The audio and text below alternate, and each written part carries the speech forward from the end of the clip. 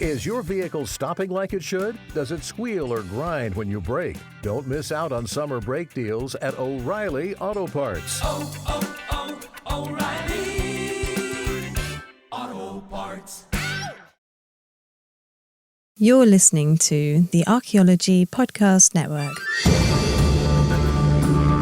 Welcome to episode 156 of a Life in Nerds podcast. I'm your host, David Ian Howe, and I'm joined by my co-host, Connor Cochran-Johnnon. Carlton will not be joining us today.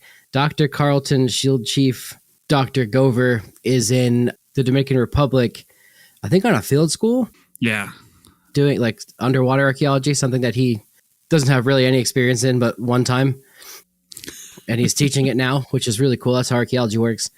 Yeah, he's staying at an all-inclusive resort, I guess for safety reasons. Looks awesome. Carlton sent us a picture of that meeting, an all-inclusive breakfast this morning in the Dominican Republic. And then he sent us a picture of a giant bottle of tequila the day before. And I got at least 6 to 7 memes or reels sent to me on Instagram from Carlton that same night. So we know what Carlton was doing and then doing the next morning. So he is in the Dominican Republic. I think he's looking for the Nina or the Pinta or the Santa Maria or something. Were you going to say sinking ships? Searching is what I meant to say, but, okay. Yes. But yes, sinking underneath ships. the search. Yeah, he's doing that. He's not a doctor yet. He's in the process, just as a heads up. But yeah, so it's just me and David. Way to be a dick. I mean, he would say the same thing. He wouldn't want. He would. It's stolen valor, you know. He's a professor at a school, so I just assume doctor. You know, I'd call him doctor. Yeah, I think that's fair. We're gonna try something wild and just spitball, go from here, see what happens. Yeah, for some reason I was almost gonna say let's take your questions off the live stream, but we didn't set that up. So, from Morgan Robbins, we have. Why did you skip last week's knapp-in in Ohio or Indiana? Oh, yeah, I was going to go to a private knapp-in in Indiana from a friend that was hosting one. I was really sick. I got some allergies, and it was a 4-hour drive away in my bus, and my bus would equal out to a 6-hour drive there and back. Roughly $10,000 worth of gas, right? Yeah, so I was just like, if I'm not feeling well, I can't really like nap correctly anyway without just breaking rock because of my hands, and then gonna go all the way out there literally just to drink while I'm sick and spend money on drinking and gas. And I was like, I'll just stay home. Just to clarify, that isn't like a gathering where you all sleep. It's where you flint nap, correct? We do all sleep together, not like in the same room, but like you're camping.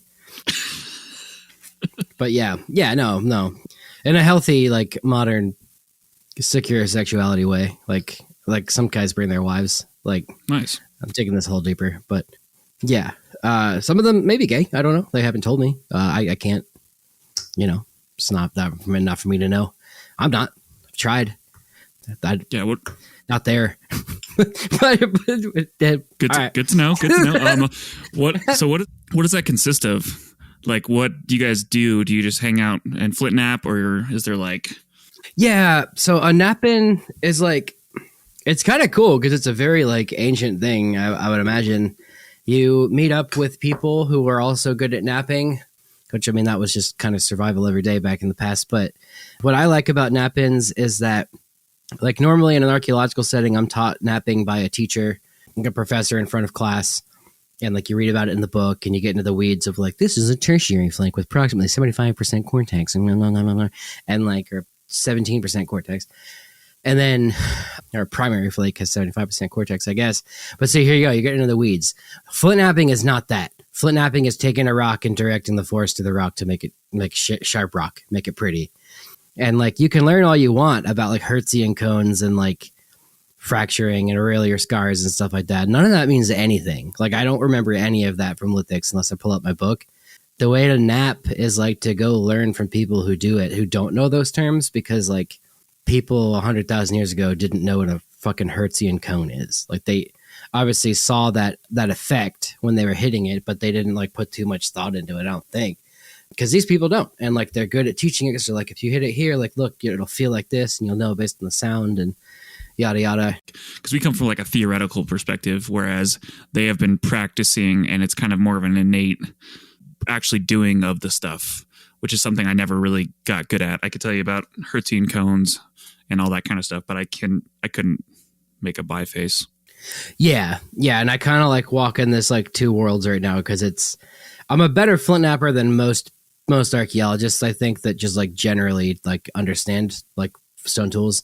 Like I know there's a lot of archaeologists who are exceptional flint nappers for sure. I'm not one of them. I know what I'm doing, but I'm not like great. I'm not like an artist at it yet. I would put it that way. Whereas like these people are straight up artists at their craft, and like learning from them. It's like I'll never be a perfect flint napper like as good as they are. I'll also never be like the best lithicist in the world, but I know both sides of things, which gives me a better understanding of like the past, I think, a lot. And the knapp-ins, it's cool because you're learning techniques from somebody, because when you learn from a class, like you just see a guy hit a copper bopper and hit a rock, or a hammerstone and hit a rock. That's it. But like with these guys, it's like someone has a very different, like one guy uses indirect percussion. I learned from him. And I got really good at flintknapping when I learned that, because it was just too much of a hurdle for me the other way. Other guy only uses abo, so like only uses rocks and antlers. Another guy's really good at the copper. Another guy has a diamond-tipped pressure flaker, which makes beautiful flakes come off. It's just like you learn from these different people, and of course they all grew up on, I wouldn't say they're rednecks in any regard. Like that's just kind of the word I think most people would do, but they're like country guys that grew up on walking farm fields looking for arrowheads with their grandpa, and like wondered how the quote Indians made the arrowheads they found. And that is very common at all the knapp-ins I've been to and nappers I've met. They all didn't know it was a thing that you could do. They've picked up points and wondered how they made it and started hitting them, and they broke an arrowhead in half and were like, oh, it breaks like this. Let me try that again. And then they started shaping it, and then they got really into it, and then learned it's flint napping is a thing, which I think is fascinating. That's super wild, because that means that there's some like innate ability or innate understanding in our human biology and or cultural past that we have passed down to us that we can eventually figure it out. I guess our brains are smart enough to realize hitting two rocks together and breaking them at one point, and ultimately like refining your technique is part of the human process. But it does feel like there's something like innate in us.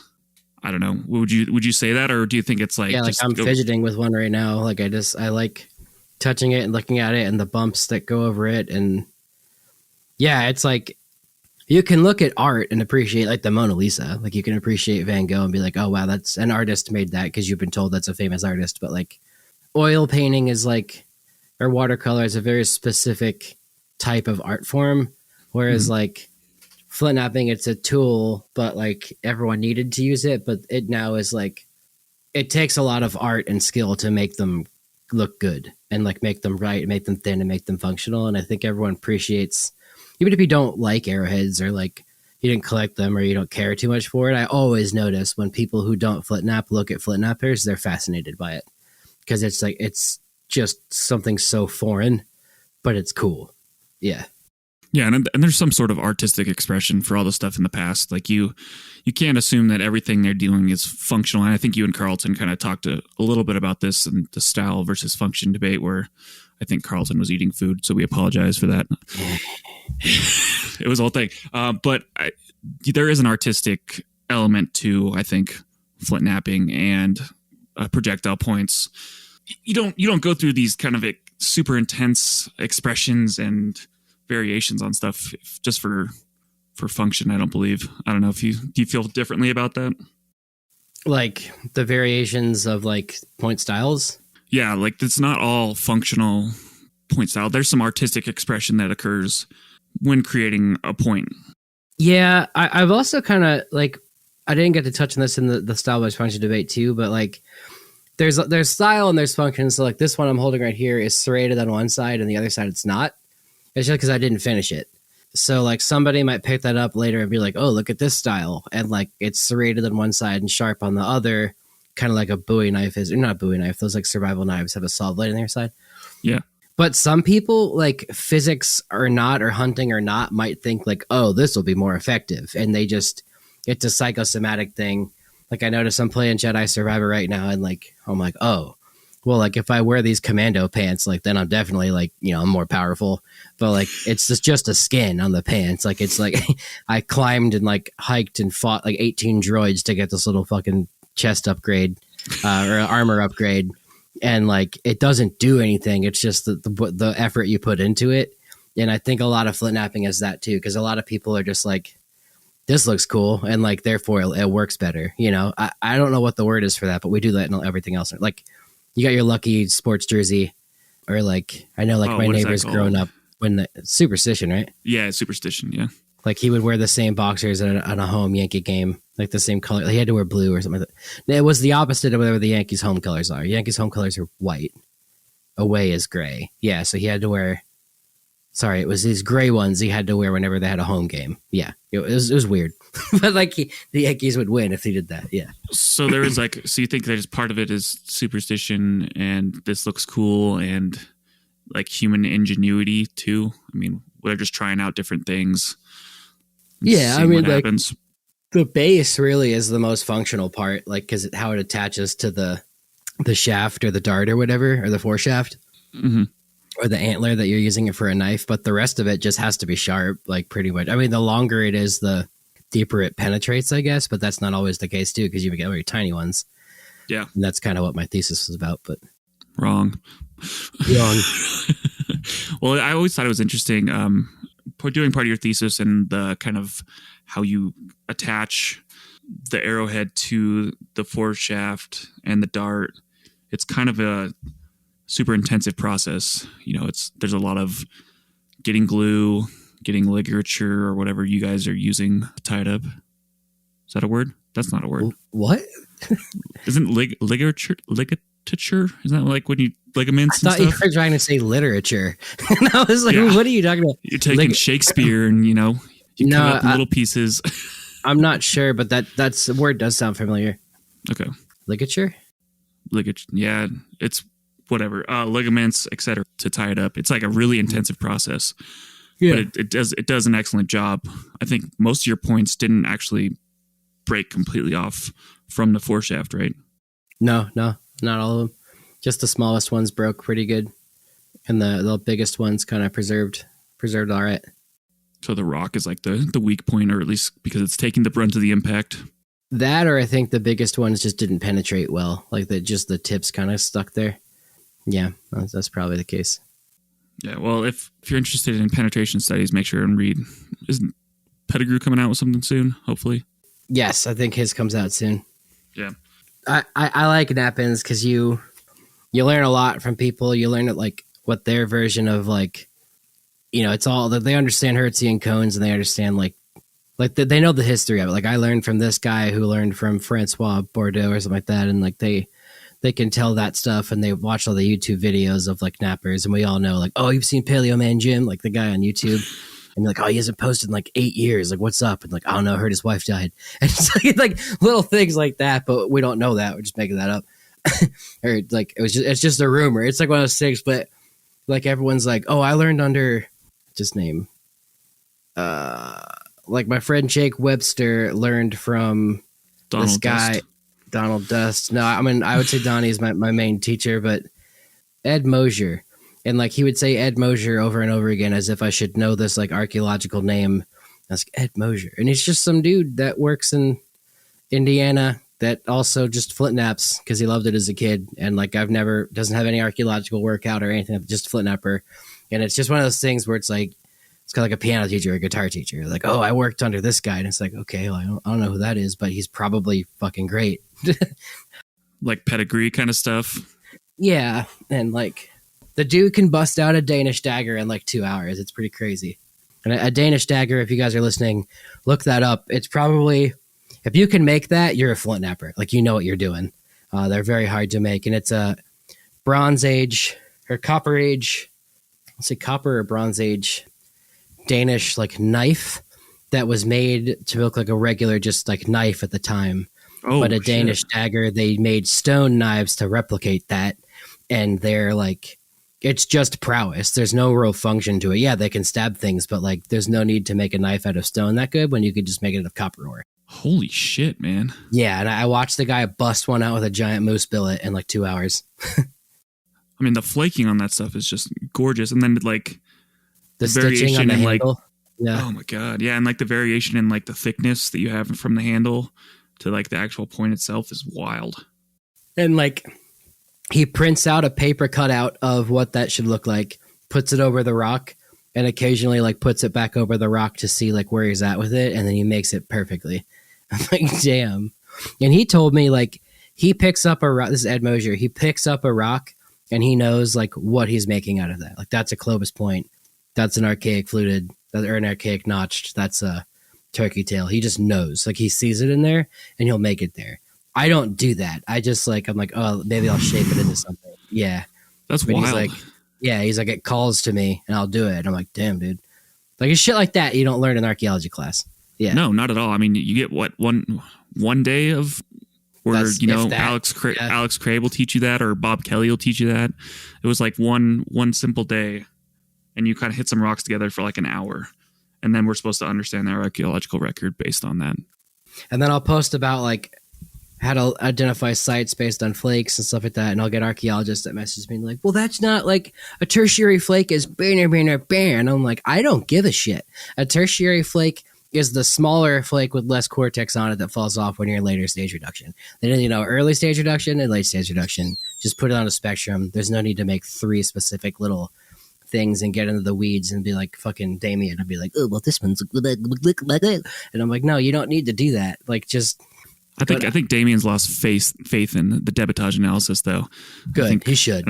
I think we've all lost faith. On that note, we're going to end this segment, and we'll be right back. Back to school savings are officially in session at Tanger Outlets. Shop the latest school styles with an extra 25% off during Tanger Style, our biggest sale of the season, now through August 25th. Plan your trip at tanger.com. Welcome back to episode 156 of Life Nerds Podcast. We are your hosts, Connor John and David Howe, where we are going to not only talk about prehistoric archaeology again, but get further into the weeds of it. I'm just kidding. This is interesting for anybody, but when I worked for, I'll name some environmental firms out east. I'll just say I worked CRM for a bit in different places. One company I worked for had such a specific, like, how reduced was the biface? What kind of biface? What was the formation? What was the, like, can you identify, is it chalcedony? Is it chert? Is it obsidian? Is it flint? And like, then on top of that, I was like, what stage reduction is it? How heavily retouched? And then also for flakes, it was like, how many flakes? How many are tertiary? How many secondary? How much retouch is there? Why? Why do you need all that information for like 6 flakes that are in a thing? I get better to have it than don't have it, especially for dropping the flake back off in the dirt and not bringing it with you. But like, just say it was late stage reduction. That's like it. There's not, it doesn't look like somebody was sitting here flintknapping. It looks like somebody like knocked off a few flakes to sharpen it. That's what I'll say. Yeah, and what I've learned from other people in the industry and even like in academia is that no one really codes the things the same. No one really. We had a thesis here at the University of Wyoming, Casey Dukeman, who did this study where he sent the same debitage, same whole lithic collection to a bunch of different analysts and found out that they had vastly different interpretations based on their methods, based on their understanding. I didn't and these know are that was expert. thing. That's cool. Yeah, the Casey Dukeman, check it out. We'll probably link it if we can in the show notes. But they had vastly different understandings of this. And these are supposed to be people who are experts in the field and should generally agree if our scientific method is correct, if we're doing things in a way that is replicable and good. So it is this kind of thing. And I think CRM companies are forced to make these deductions on the fly and they have to come up with like a final guess on what is happening at the site. They can't just leave it like, oh, I don't know what's going on here. There's some flakes, there's some cores, I don't know if it's specifically late stage reduction, early reduction. I can't really say unless we do like a larger sample there, but they're forced to like kind of make these evaluations because we have to, evaluate it for the National Register of Historic Places. So you have to have the final say right there of how and what is going on at this site. And it's kind of, and I know a bunch of other CRM people would agree with me that like it's kind of damaging to how we understand the past. And it's not really accurate or a good way to analyze stuff in the field. I don't know. I think you probably had the same experience working for those environmental companies, right? Yeah, it's just like I was flabbergasted when I went out there, like being a fucking not to say like I'm a Wyoming archaeologist, but I was trained there in a processual nature where you do quantify things like a lot and qualify things like that a lot. And like I was shocked at like how much they want you to quantify and like qualify all these little things. Like it's like, damn, like that's just not needed. And like you said, it's too into the weeds and everybody codes it differently. So like what somebody calls tertiary is not going to be tertiary. It's going to be secondary to somebody else. And like, it honestly just becomes like a circle jerk of like what you believe and like what people think should be the right way. And it's just dumb to me. Like, albeit in Wyoming and Colorado and Utah and like anywhere out west where there's a lot more surface finds like that, sure, it is a little better to be pretty thorough because that's most of the archaeology out there. Yeah, but and you like, can sample more, and you're not just getting like a couple flakes from a shovel test out east or something. Yeah, like that.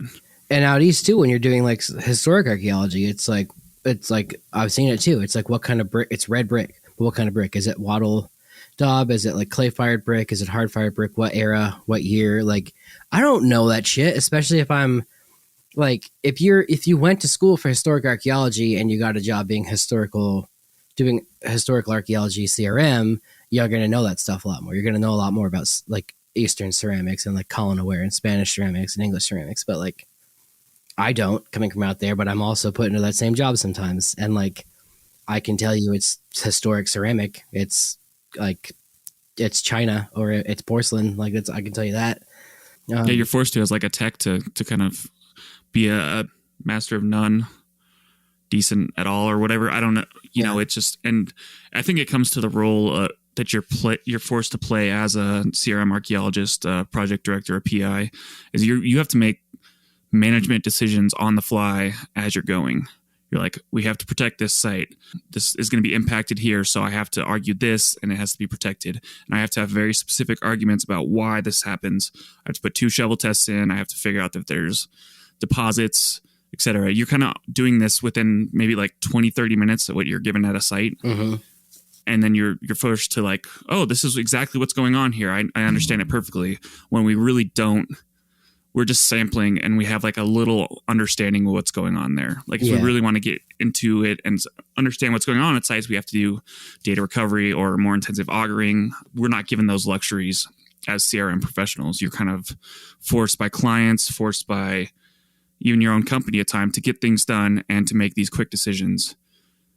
You know, I think people are good at it. And I think a lot of CRM archaeologists are really trying hard to protect resources and do good science, but they're really only given like these small opportunities and forced to do these not super scientific kind of analyses on the fly. Right. And in that regard too, like to say like, oh, this is a Pleistocene alluvial drainage with subangular blockage sediment that's a 10 or 4 on the Munsell scale that also is, let's say, riddled with tertiary flakes of a chalcedony reddish nature that are also intermixed with silver coins from a Spanish fort that was nearby in the late 1560s.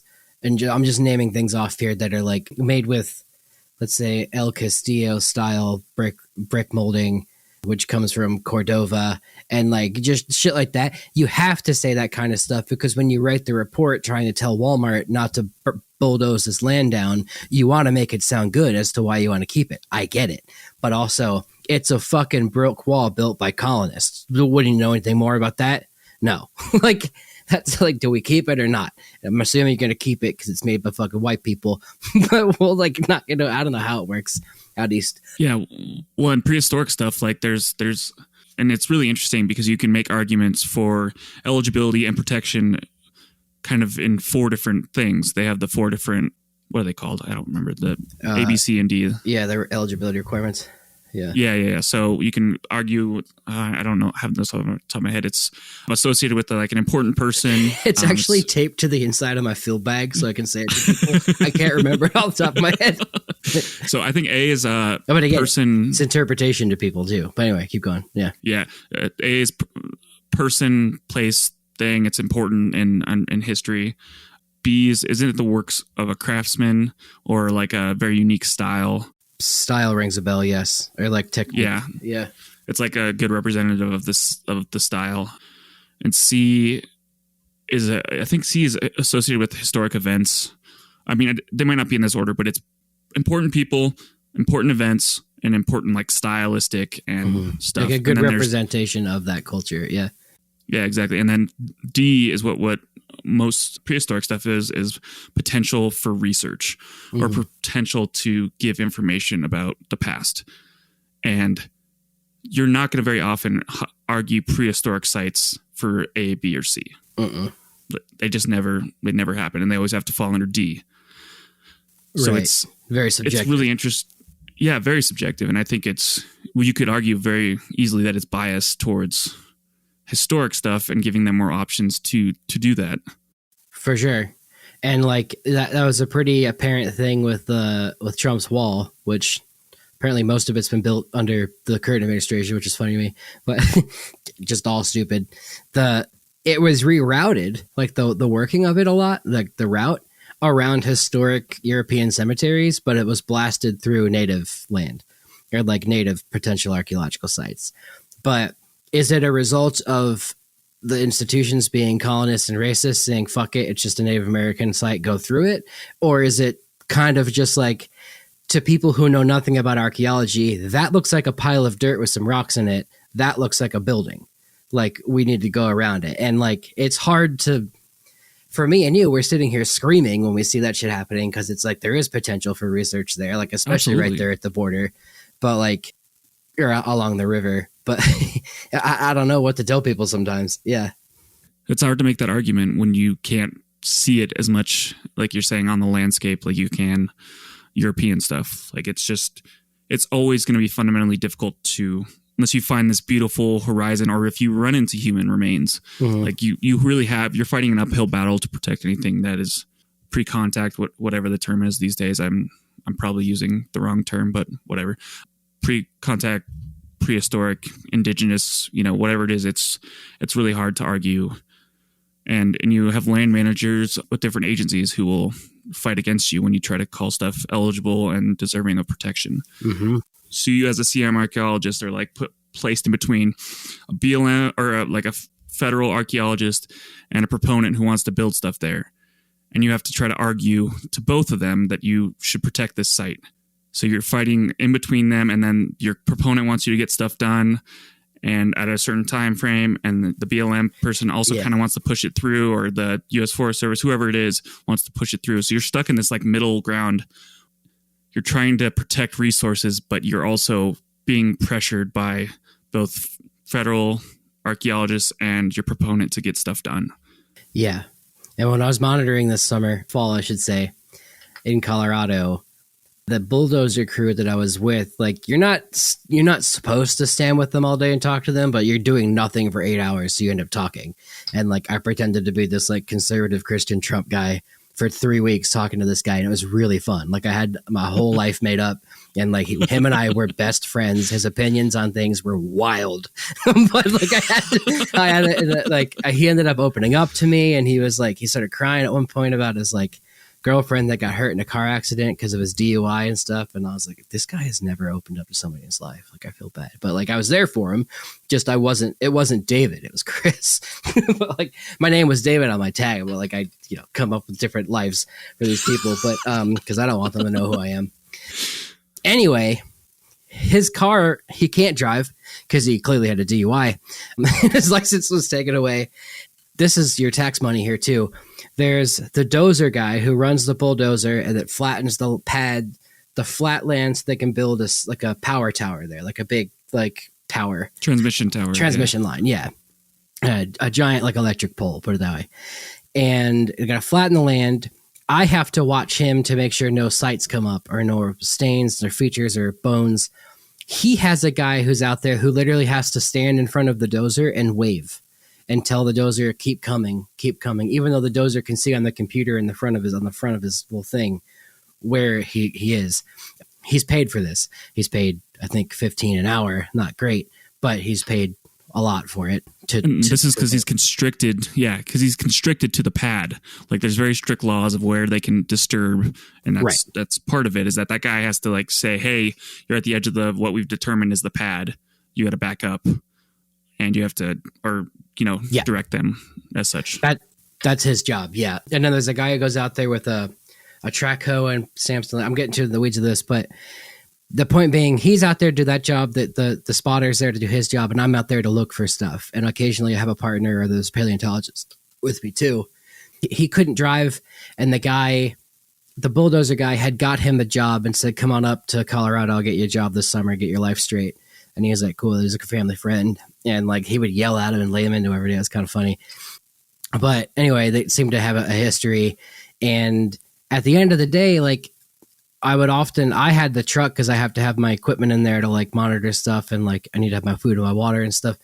And so at the end of the day, I would drive them back to their truck, which was like maybe a half-hour drive from site back to the entrance to the BLM property, and then another hour drive back to town. And like you're not supposed to necessarily do that, but there's nothing that says you can't. I don't think, at least on this project. I was just helping them because I'm not going to make them walk the whole way. And at the end of the day, like we want to go home. We're doing the same job. We want to make sure this pad gets built, and we want to go on to the next one. But I'm out there literally all day as an antagonist to them, being like, "Hey, don't go there. Like, stop. I need to look." And like that annoys me because I know they just want to do their job. But at the same time, your tax money and my tax money goes to me to do this and to make sure I'm preserving indigenous heritage and not bulldozing through something. But at a certain point, it becomes like, you're not preserving indigenous heritage. You're impeding progress, or you're like, yeah, like you're just in the way. It's kind of like how I feel most of the time. And when I feel like that, I'm like, no, I'm doing this for indigenous people. But then also, no, I'm doing this because it's the law, which is for indigenous people. And then like, but it's also for environmental reasons, so they don't get sued and things like that. It's a whole thing. And I kind of lost track of what I'm trying to say. But if I were to say, "Hey, there's stuff here, don't dig," I know how much work, and too from the mapping and all the paperwork side of it, how much work has to happen, how much work has to halt, millions of dollars in case I find them. And I found a few burials. There were, I think, Oregon Trail era, like pioneer burials. Still, I had to have them move around, and like the whole road had to be moved, and like the whole road's already mapped in, it's flagged out, it's been looked at by everybody, and like I don't know how they missed it, but like I was like, they're right here. So like I have to then, like all these people are like, another fucking month out here because we got to move everything, reroute everything. But that's the law. That's my job, and that's like what we're supposed to do because it's not our land to begin with. Yeah, well, and I think if to put it in perspective, like I don't think that $1 million or whatever it costs them is a drop in the bucket for these huge companies. No, not at all. So, and we're not really impeding progress. And I've talked with other people, and we have to make these stops. It's part of the law, and you can even get in trouble. Like an EI, which is an environmental inspector, can come dock you for not doing your job there. Yeah. So they're the real bad guys. They're the ones who are telling everybody construction people. Yeah. So like, I don't know if you get paid enough money to be an EI. And if you are an EI, I'm sorry, because it seems like Devin was. Devin was my EI. Devin Pettigrew, we're sorry. We're so sorry. But it's I think if we put it into perspective that we are just kind of a small drop in the bucket of this money cow that is these large corporations, we don't really impede that much. But it is a perilous position, like you're saying, to put yourself in. You feel like you're in the way. You feel like you're stopping construction when you're really just trying to protect what is in the past and follow the laws that are governed. Yeah, and sometimes I'm out there for 8 hours and it's hot, and sometimes you can't bring the truck, so I had to hike all the way out to the site with steel toe boots on. Not hiking boots. I have to wear steel toe. I guess there's maybe steel toe hiking boots, but anyway, it's hot. I'm out there, and like I don't want to have to now dig a whole site while I'm out there, and like a lot of it frustrates me in that sense too. Is it's so fast. Like you have to just constantly be watching, and if you miss it and if you find something, I have to dig that out and inspect it while he's still bulldozing the other side of the thing. And there's just one of me. And like, yeah, it's so disheartening and frustrating. It pays well, luckily, but like, I understand why no one wants to do it and why they have to pay a lot of money to monitors, because it's It's a seriously like thankless job. Yeah, and on that thankless note, we'll end this segment and we'll be right back. Introducing Zaxby's new chicken finger tacos. One with pico and creamy chipotle ranch, and the other with bacon and avocado ranch. Chicken expert since 1990. Taco expert since now. Woo, saucy! Zaxby's. Welcome, 156, David, Connor. We're doing things. I think we ended up on like a similar tirade on a previous episode, but I don't think it came from a different angle. I don't know. Either way, I do want to clarify that we might be criticizing methods. We might be talking about how there's some issues with archaeology and CRM, but we do believe in it. I do believe in it. I do think that's something that we need to do, but that doesn't mean we can't criticize it and can't want to make it better, I think. Yeah. So I'm going to put that disclaimer in, but I'm also going to tell you how much it sucks mapping these features that you find. That's like, you're like, I want to preface this before you go into it, but like I don't think we talk about your job enough. Like mapping and maps are the most like critical part of archaeology, and I don't think we really ever talk about it. So like, just go off, King. I mean, it's just it's not that interesting because it's a computer program. It is. I don't know. It is very important. What do you think Vasco da Gama is saying right now in his grave? And saying maps aren't important. Maps aren't important. I mean, you could argue that it's like the single most important piece of data that we get out of archaeology, right? If you don't know where the site is, you could describe millions of different things.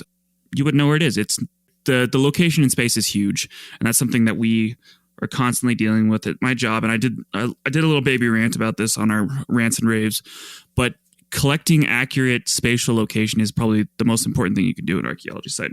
I will argue that. I will die on that hill. I know Sam Levin, who's also was my predecessor here, will also die on that hill. Like, that is the single most important thing you can do when you're recording stuff, is to take accurate spatial information and do it well. And consistently, I'd imagine. Consistently, and using data collection standards and methods that are consistent and replicable, and you can use them every single time. So a lot of my job at Alpine Archaeology, shout out those, I miss you all. A lot of my job was creating those data standards and creating programs within the GPS and GPSs and tablets to certify that we are getting consistent data collection, consistent options for things, features, recording all features the same, recording all sites the same. We're getting as much information about each site from the GPS units themselves. So that was a big part of my job, and it's not the sexiest part of archaeology. It fascinates my brain because I think it's important, and I will absolutely die on that hill, but it also, dude, like when you're giving a site report to the BLM or to the Forest Service or somebody that like needs the report, that person reading it might have no idea about lithics, but like when they see the site and the extent of the site and can see the legend on the map and like this is all the concentrations and here's the burials and stuff, like that's important.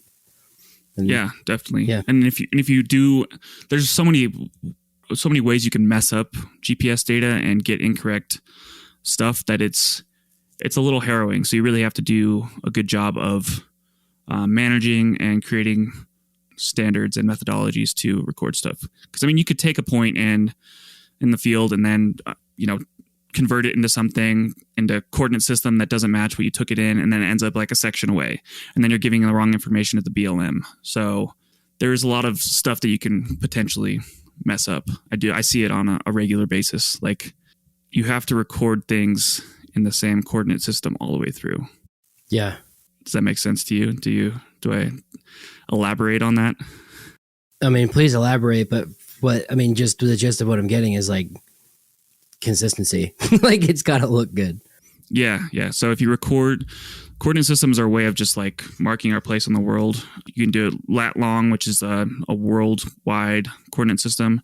What we use in the US is the UTM, or at least in archaeology, we use the UTM, which is Universe Transverse Mercator, which is a series of systems that allows you basically whenever you're in a certain area to be roughly facing north when you're going north in numbers. So it's like adjusting for every little location on the earth. So Wyoming occurs in two different zones, two different types of coordinates, or 2 different zones, which are different locations to kind of adjust you north. So they're in zone 12 and zone 13.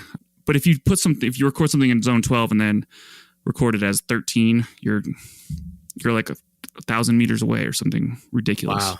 Okay. Yeah, it's bad. So it's important. So keep your coordinate systems consistent, especially in Esri. Another hill I will die on. What is Esri? I know, but for the people listening. ESRI, I don't know the acronym. They are basically the one and only Earth Science Recording Industry or something like that? Yeah, environmental science, something. Science recording industry or something like that.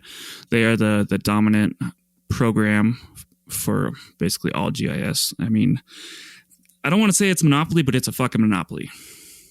Like 100%. They've kind of cornered this market. And Environmental Systems Research Institute. That's it. Okay. Yeah, they've cornered the market on this. If you do GIS, you usually use Esri products, ArcGIS Pro. It's like Adobe for GIS. Yeah. 100%. Yeah. And if you're in the field, you use Collector or Field Maps. I mean, basically every company that runs it or runs some sort of Esri product when doing recording, monitoring. I mean, you used it for the monitoring project that you mentioned. Mm-hmm. So they dominate the industry too. Yeah. Yeah. It's fun. And, as part of this project that you were working on, I had to turn around these maps in like an instant. So you had to dig that feature up in like 10 seconds, record everything, etc.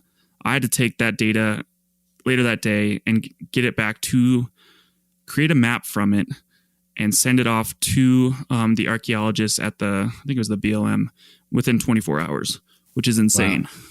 So I was like on call. I know we were suffering together from afar, which was, it was nuts. But yeah, turning around that data into making a usable product within like 24 hours is insane, especially when demanding. When we usually report stuff, we're given 2 weeks, months to kind of get all this information together and put it out.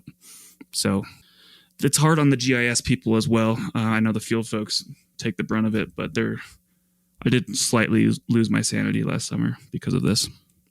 Yeah, I could see it happening too. And when I'm out there too, and like the little clunky iPads and stuff that I had, not to say Alpine stuff was clunky. It's just like, technology. You're limited by the technology you have to like, it's not Star Wars. You can't pull up a holo map of the site and point where the things are. You have to like fill out little forms in a tablet, make it standardized so it's the same for every site. It's hell. Like there's a lot. And for people that want to go into CRM, like that's like, it's like the tech is like it's not Star Wars. Like we can't like do everything with it, and it's not Tony Stark. So you're kind of limited by that. And like, I imagine the most efficient way to get everything written out would just be to take like a loose leaf piece of paper and write essays on the site. But like, you can't do that. You got to make it quick. And no. And I know companies use forms where they type everything like you would on the loose leaf, but you have to use technology. Like you can't use loose leaf today in the CRM industry. Mm-mm. Especially out where it's so windy. Like yeah. Oh, this one record of the site. Okay, bye-bye. So cute. Bye-bye. That's another thing, too, working out there. It was like, there's BLM land in the middle of the Colorado-Utah border. It's so peaceful. Like, it's just so empty. And, like, out east growing up, you can't see past the tree line. Like, there's just trees everywhere. But like out there, I can see like, okay, well, here's where the glacier melt is, and here's the flood, and like here's the, like where the continental shelf is. I can see the Rockies. There's a fault line. Like you can literally see all that. Maybe not all of that in the same view, but see all that, and then like assess how the site works and like the deposition and things like that. It's pretty cool. Yeah, you could probably pick out where sites are going to be too. If you have enough experience, you're going to be like, definitely on that bench up there, overlooking the river, there's going to be probably some Paleo-Indian site, or there's going to be some sort of prehistoric stuff. I was going to say to Chris Rose Thesis's point, like a lot of times I'll be like, oh, there's probably a site right there at that river. And then I'll look it up on the thing. It's the one spot of private land on like the whole thing. It's like somebody already bought it because it's good land to have a site on. So, yeah. Yeah. Well, and I did miss and being in Washington, you obviously are constricted by forests, etc. But it, like you said, it really is like peaceful to be out here and kind of see very far and see landscapes. Like I had to drive to Warland, Wyoming, which is in Northwest BFE, bumfucking nowhere, Wyoming. But I drove across like a crazy landscape where I didn't see anyone. Yeah. It's calming to me because like out east, you're taught like, you know, there's always going to be some creeper in the trees or coming out of the subway or coming out of like don't go down that alley. There's like somebody.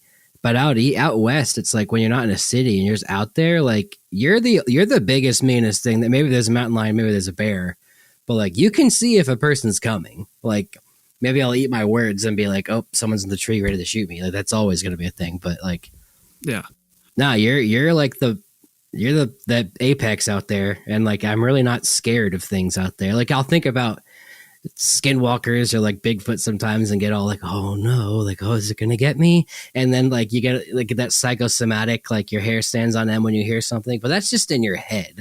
But the rest of the time, like out in Wyoming, I could literally be out there in the middle of the night, wide open, and like lay on a sleeping bag without a tent sometimes if it was nice enough out, and I'd feel safe. Like if I have my dog, I'm fine. Like it's cool. Or just stay in a random cave. I mean, the biggest thing you have to worry about is landowners, private landowners. Is like if you stay on public land, people leave you alone. I mean, that's what we pay for. We own it. Not my BLM. Yeah. Hell yeah, brother. No, I'm excited to be back here. It's beautiful. The archaeology is great. I did notice like when you and I go to like historic tours and stuff like that, like you gravitate towards the maps. At our friend's house, our friend's family cabin, you like immediately went and looked at the topo maps that are upstairs. Like you were all about it. It's the way my brain works. I've been like this since I was a kid. We would drive across Colorado and I'd have like the topo map out. Why don't you get a topo map on your other arm, like of places you like Laramie and like your hometown and stuff? Yeah, I think like that'd be fucking cool. Like hypsography, or even on my back. It's all like cool lines. Yeah. That's a good idea. After I get my llama tattoo. You getting a llama? Yeah. It's going to be like right under my eye. face llama tattoo. Makes me look hardcore. You ever put down a llama, boy? You ever taken a llama into the mountains, boy? They kick and scream. When you kill them. Not the other one. You ever seen a llama shit, boy? You told me about that. They shit in a circle?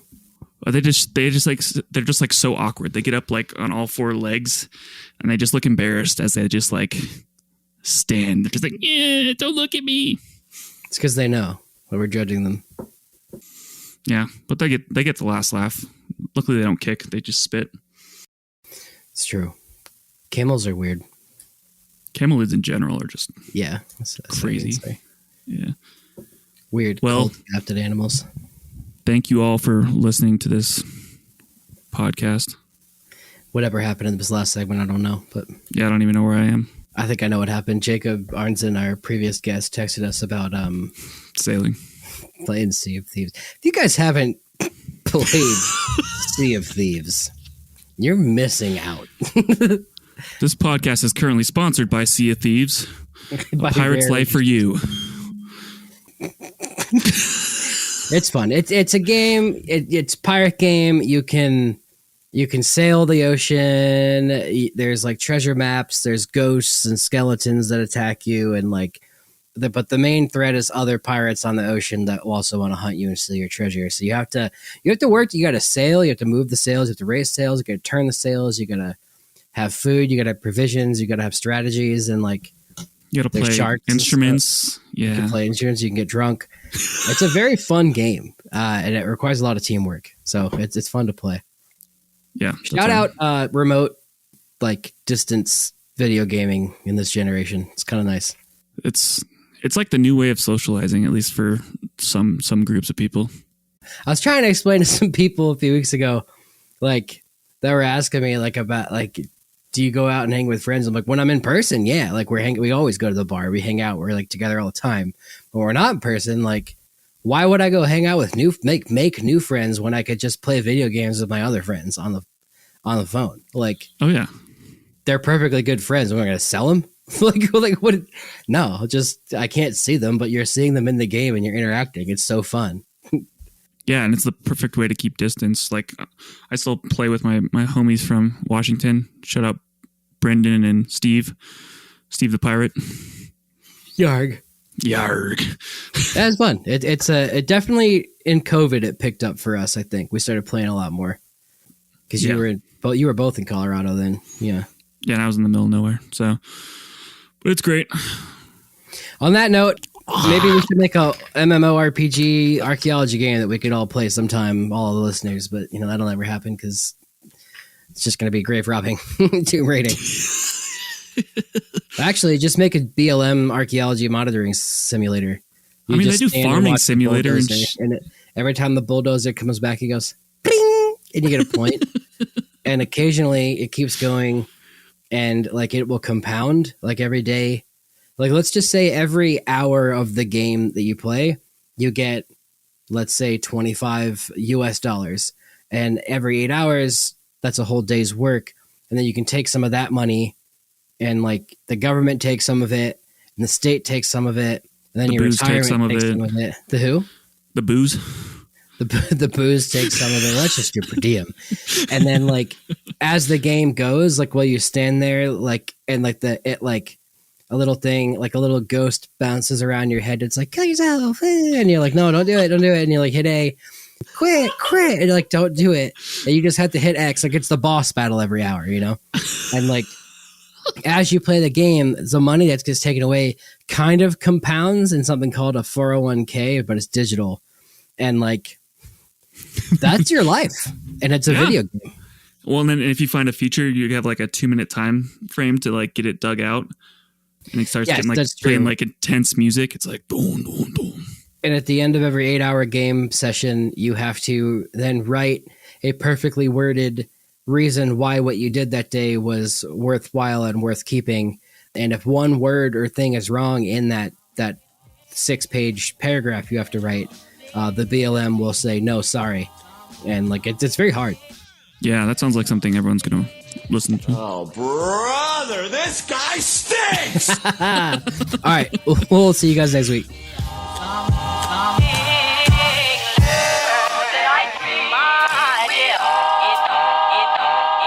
Thanks for listening to A Life in Ruins podcast. You can follow us on Instagram and Facebook at A Life in Ruins Podcast, and you can also email us at alifeinruinspodcast@gmail.com.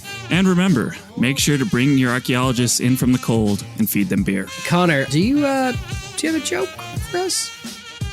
This one's going to be painful. The urge to sing A Lion Sleeps Tonight is always just a whim away.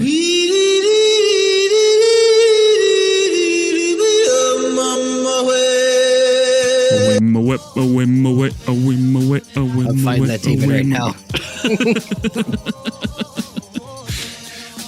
Bye.